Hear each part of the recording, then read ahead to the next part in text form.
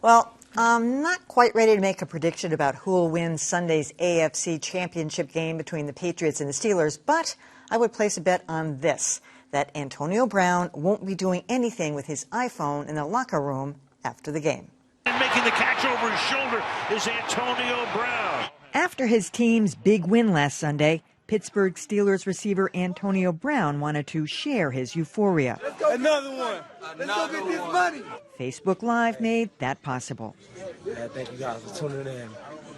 You got the job done today. But Coach Mike Tomlin was hit on his blind side after realizing the expletive-filled locker room speech went out live. It was foolish of him to do that.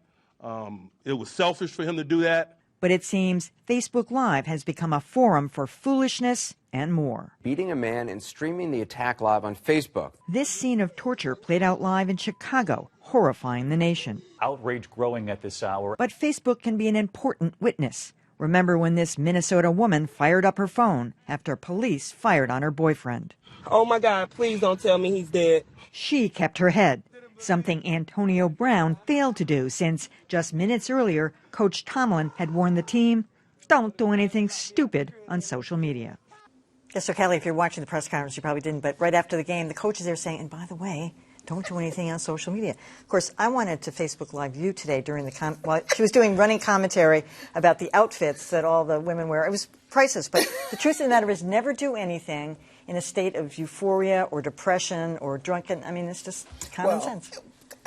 And I don't even, this is even not my thing. But this is strategic conversation going on. Even I know that. You're not flapping that out to everybody else, particularly your opponent. That doesn't make any sense to me. I mean, I was trying to figure out what would be in his head at any base level. Is it a fun thing he's trying to do? I mean, it's just strategically it's bad. I just didn't get it. What was in his head, by the way? Because those shots of him, I would like a shot of whatever he was drinking sometime over the weekend because he looked profoundly. Did you notice the look on his face? I mean, he was just in a different dimension.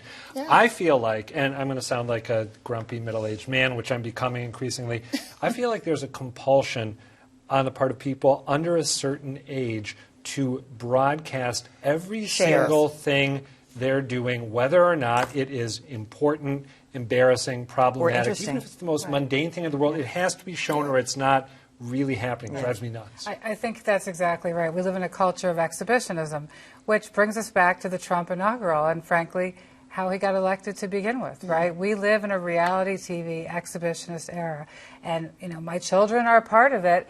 Every 5 seconds making the silly face and Snapchatting their friends. And who even wants to see that? But apparently their friends do. So I didn't think Antonio Brown's initial impulse was a bad one. I thought that it could have been entertaining. And, the NFL's ratings are down. Let's get some interest up.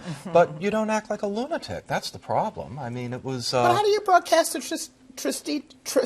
strategic conversation of the coach, and you're going up against the Patriots? I mean, I don't care, but I'm saying that seems to me to be not what you would do. You're in a locker room. There are some privacy concerns. This is that too. That's what I'm saying. How do you do that? Well, NECN went into the Red Sox locker room when they clinched first place last year, and there were F-bombs all over the place on cable TV. I mean, we've become accustomed to this. Yeah, but the difference there? They went in and there was a big camera that you could see, as opposed to something small and subtle that maybe no one noticed. Look, in some states, it's illegal to videotape or audio tape people without their consent, and the other people in that locker room had not given their consent. And we haven't heard from them. We heard from the coach was mad, right? But I haven't heard from his classmates, his teammates, whether or not they were mad. Yeah, I don't think they'll be talking. I think there's something you're not going to find me doing. I can just say.